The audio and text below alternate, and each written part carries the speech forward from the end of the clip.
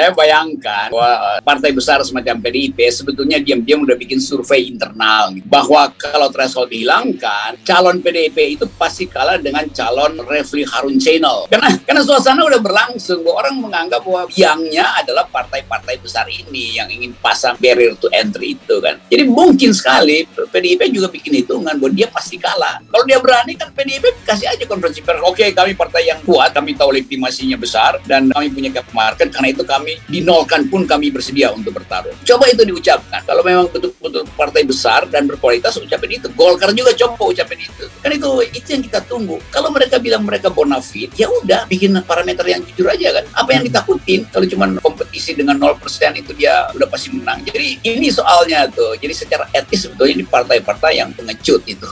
Ntar doang tapi nggak berani tarung.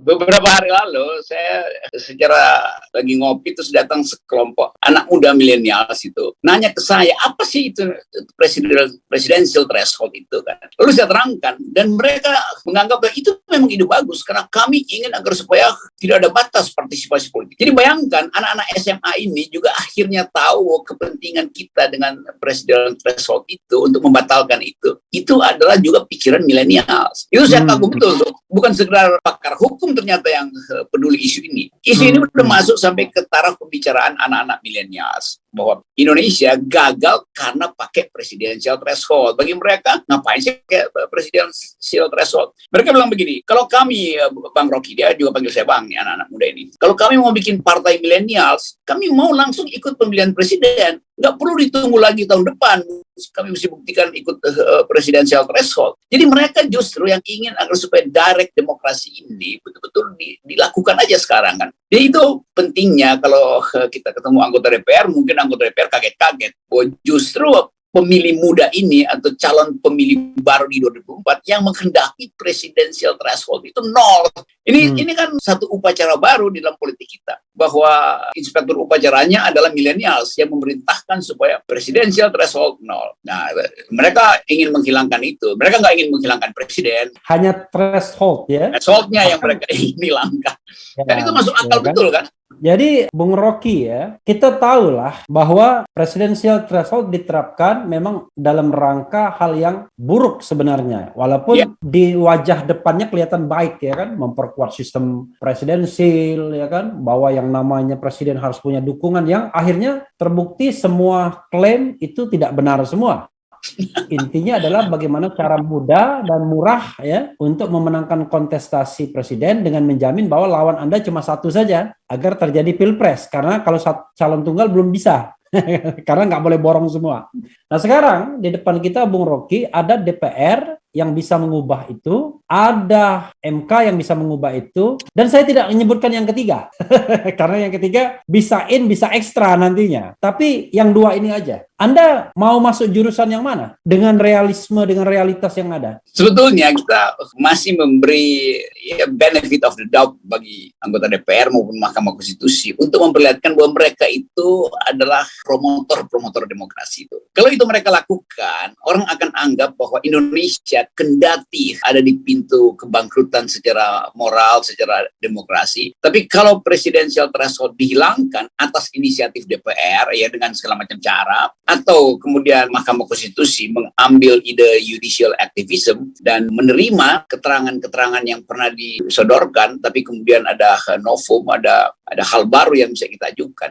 Jadi mestinya pembicaraan semacam ini juga didengar oleh Mahkamah Konstitusi. Karena kita akan tetap terus untuk mempersoalkan presidensial threshold ini. Karena dia bukan sekedar soal teknis, dia adalah inti dari demokrasi dan inti dari sistem presidensialistik. Jadi Mahkamah Konstitusi harus memantau Refli Harun, Uceng, segala macam itu, Bivitri, karena sistem ketatanegaraan kita harus juga ditopang oleh kemampuan argumentasi akademis. Jadi sebetulnya kemampuan kita ini yang ingin kita promosikan pada publik, bahwa kita tidak ingin mengambil keuntungan dari presidensial threshold yang kita buat nol itu. Kita ingin justru menambahkan bagian baru pada millennials tadi, supaya mereka percaya bahwa kompetisi itu betul-betul fair. Kalau buat kita mungkin kita anggap ya udahlah itu masanya udah habis buat kita. Tapi tadi millennials yang bertemu saya, mereka ingin kompetisi fair. Jadi jangan ada barrier to entry. Nah, presidential threshold itu ada barrier to entry. Dan itu buruk bagi kekuasaan. Dalam bisnis juga kan buruk kalau ada barrier to entry. Jadi bagian ini yang ingin kita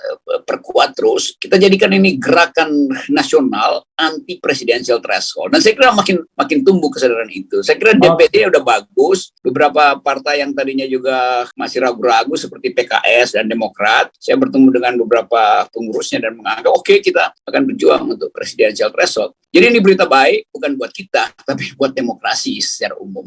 Iya, artinya Sobat Era sekalian ya, bagi Refli Harun dan Rocky Gerung, kalau presidensial threshold-nya 0, itu paling untung secara rohani saja. Secara material enggak. Ya.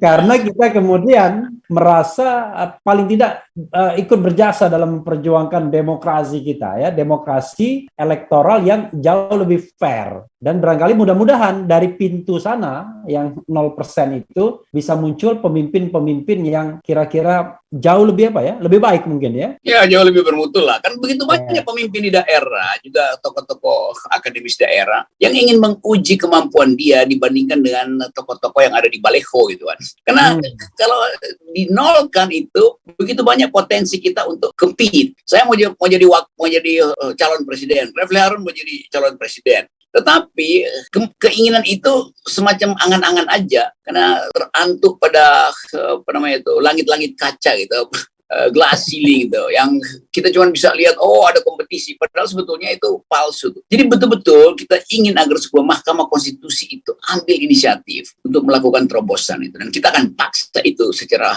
akademis dan secara argumen. Oke, Bang Rocky, berarti saya akan menagih Anda untuk berpartisipasi dalam 2 area. Kalau saya dalam 1 area, mungkin saya akan berpartisipasi sebagai seorang lawyer nanti di Mahkamah Konstitusi untuk mengajukan kembali. Nah, Anda saya harap berpartisipasi either sebagai nanti ahli atau sebagai pemohon. Tapi kalau sebagai pemohon, Anda kan cuma menyerahkan tanda tangan dan fotokopi KTP, selesai. Karena itu Anda harus menjadi ahli yang bisa menerangkan dari sisi akal sehat kenapa presidensial threshold harus dihilangkan berdasarkan current situation. Kan kira-kira begitu. Betul. Karena kalau saya udah siapkan. Yang kemarin, ya.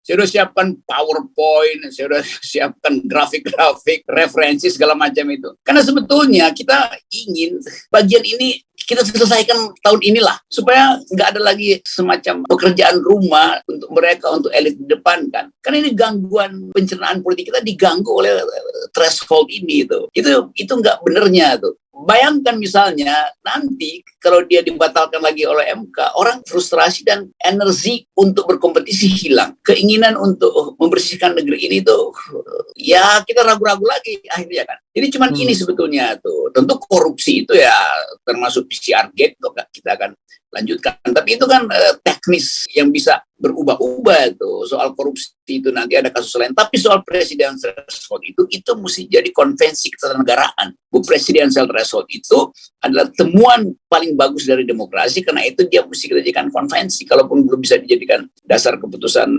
legal, tapi secara manusia beradab itu ingin ada kompetisi yang betul-betul tidak terhalang. Nah, threshold itu kan menghalangi niat orang untuk saling menguji itu. Jadi inti etisnya kita kenali, dan karena itu semua yang merasa terganggu, mari kita sama-sama perbanyak judicial review itu dari semua daerah. Kan semua bisa lakukan judicial review kan, minta judicial review. Misalnya 100, 200, 300, 1000 judicial review. Saya bayangkan misalnya Muhammadiyah itu punya kira-kira 200 universitas. Itu bisa bikin 200. Demikian juga LSM di Indonesia mungkin udah 500, ya udah 700. Jadi ribuan ribuan dalil bisa kita ajukan supaya Mahkamah Konstitusi betul-betul dia ini serius betul. Jadi gerakan ini akan kita pelopori supaya kita bisa jumpalitan dengan konsep ini. Ya, sahabat era sekalian, intinya adalah kesempatan ini juga saya dan Bang Rocky ingin mengkampanyekan, ayo kita tolak sama-sama presidensial threshold, salam 0%, dan nanti jalannya kita geruduk MK rame-rame. Yes. Dan ajukan permohonan sebanyak-banyaknya. Tidak usah saling tunggu, duluan saja. Pokoknya kita bertemu di jalan, bila perlu kita bertemu di Tanah Abang. Sama-sama mau mengajukan permohonan, ada 700 pihak. Karena Tanah Abang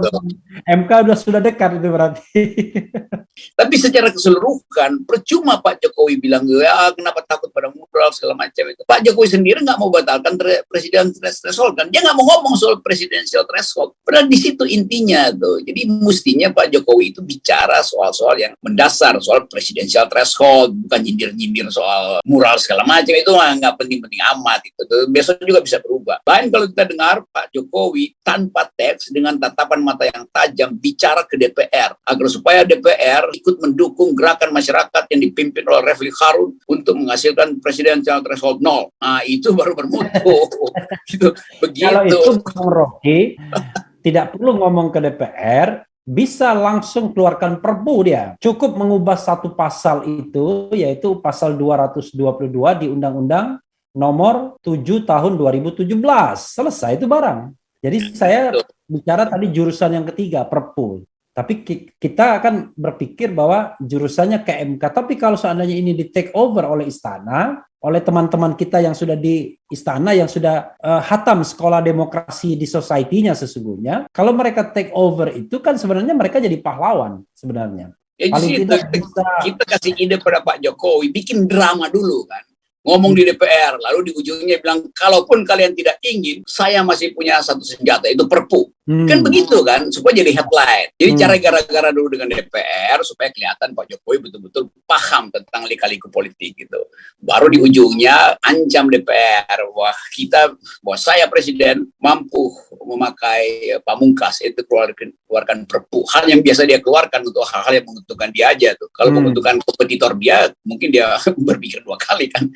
Karena ini perpu yang akan menguntungkan kompetitor. Tapi kita tunggu keajaiban dari istana. Keajaiban. Jadi bayangkan ya, hajat hidup orang banyak bukan hajat hidup elit, bukan hajat hidup Rocky Gerung, Refli Harun, dan semua yang orang ingin berkompetisi di dalam wilayah politik. Ini saja sulit direalisasikan. Padahal kalau presidensial threshold 0, ini rasanya tidak ada yang dirugikan karena Pak Jokowi sendiri kan tidak bisa nyalon lagi di 2024.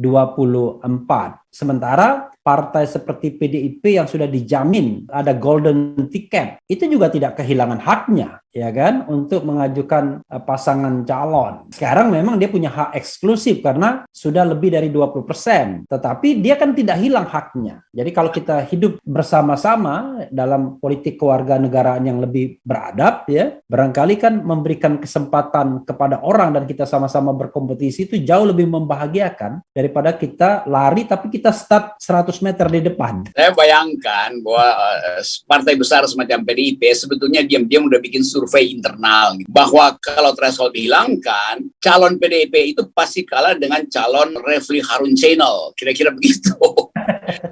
Karena suasana udah berlangsung, bahwa orang menganggap bahwa biangnya adalah partai-partai besar ini yang ingin pasang barrier ini, threshold ini, barrier to entry itu kan. Jadi mungkin sekali PDIP juga bikin hitungan bahwa dia pasti kalah kompetitor kalau dinolkan barrier itu, thresholdnya dinolkan. Demikian juga Golkar sebetulnya kan. Karena memang ada calon di situ kan. Kan kalau PDIP maju calonnya siapa? Itu. Kalau Golkar maju calonnya siapa? Wong partainya memang dapat surveinya di atas 10-15% itu. Seolah-olah itu tiketnya tuh. Begitu ditaruh calonnya itu drop semua itu. Calon-calon yang ada di baliho itu cuma 0,0 sekian persen semua itu. Itu pun udah di margin of error-nya udah dikasih ke mereka tuh. Dengan margin of error, tambah error lainnya katanya bisa sampai 8% tuh perbedaan, bahkan belasan persen.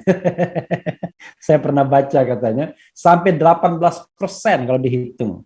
Saking errornya, survei RP. Polster begitu RT ketakutannya. Ketakutannya justru di situ tuh. Kalau dia berani kan ya PDIP kasih aja konferensi pers. Oke, kami partai yang kuat, kami tahu legitimasinya besar dan kami punya captive market, karena itu kami dinolkan pun kami bersedia untuk bertarung. Coba itu diucapkan. Kalau memang betul-betul partai besar dan berkualitas, ucapin itu. Golkar juga coba ucapin itu. Kan itu yang kita tunggu. Kalau mereka bilang mereka bonafide, ya udah bikin parameter yang jujur aja kan. Apa yang ditakutin? Kalau cuman kompetisi dengan 0% itu dia udah pasti menang. Jadi ini soalnya tuh. Jadi secara etis sebetulnya ini partai-partai yang pengecut itu. Doang tapi nggak berani tarung.